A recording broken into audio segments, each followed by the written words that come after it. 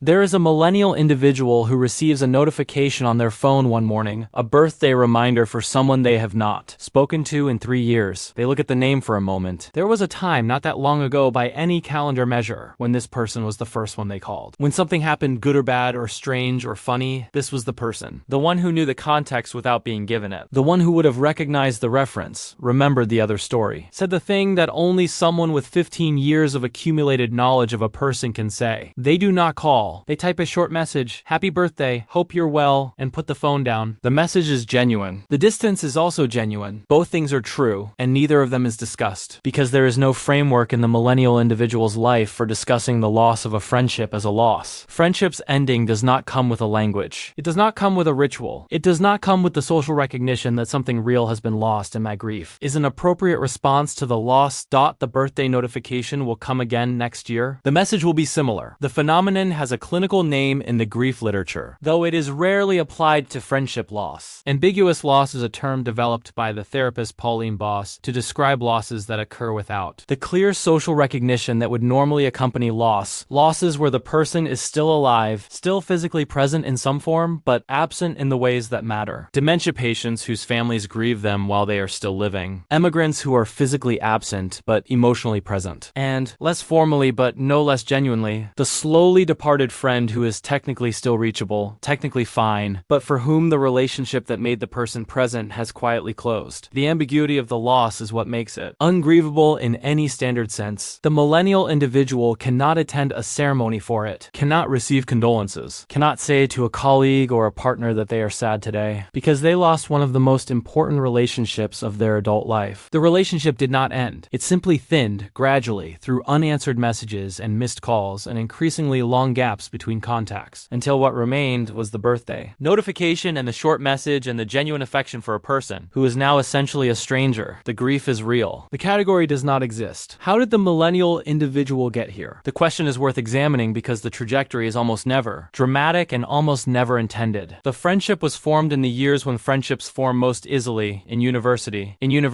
in early work environments, in the late teens and 20s when the circumstances of proximity and shared experience and abundant time create the conditions for the kind of closeness that feels at the time like it will be permanent. The friendship felt structural. It felt like a feature of the world rather than a circumstance of a particular stage of life. And then the stage of life changed. One person moved, or got a job with different hours, or got into a relationship that reorganized their time, or had a child, or simply became the particular adult they became in ways that made the frequencies harder to match. These changes were not betrayals. They were not anyone's fault. They were the ordinary changes that adult life produces, and they produced their ordinary effect on a friendship that had depended, more than either person knew, on the specific circumstances of the stage in which it formed. The millennial individual responded to these changes, the way people respond to changes in the things they value, with some effort to maintain the connection, and then somewhat less effort when the effort produced diminishing return, and then a gradual accommodation to the reduced contact as the new normal, until the new normal had been normal for long enough that the older version of the relationship became a memory rather than an active state. No single decision produced this outcome. There was no moment when either person chose the ending. There was only the accumulation of unremarkable days in which the friendship was not the thing that needed attention. Until enough of those days had accumulated to become years, the millennial individual's generation has a specific relationship to adult friendship loss that is worth naming, because the conditions of their adult lives have made the process more common and the grief more invisible than it might otherwise have been. The years in which adult friendships are most vulnerable. The 30s, when career demands intensify and partnerships form and children arrive and time becomes the scarcest resource, are precisely the years in which the millennial individual has been living. These years have arrived for this generation with specific added pressures. The 2008 recession and its aftermath produced labor market conditions that required a level of professional mobility, moving for jobs, working longer hours, managing the professional precarity that made the maintenance of deep friendships structurally difficult. The housing market in the cities where many millennial individuals live produced the geographic dispersal that makes the incidental contact that sustains friendships harder to come by. The digital connectivity that was supposed to substitute for proximity produced a form of contact, the group chat,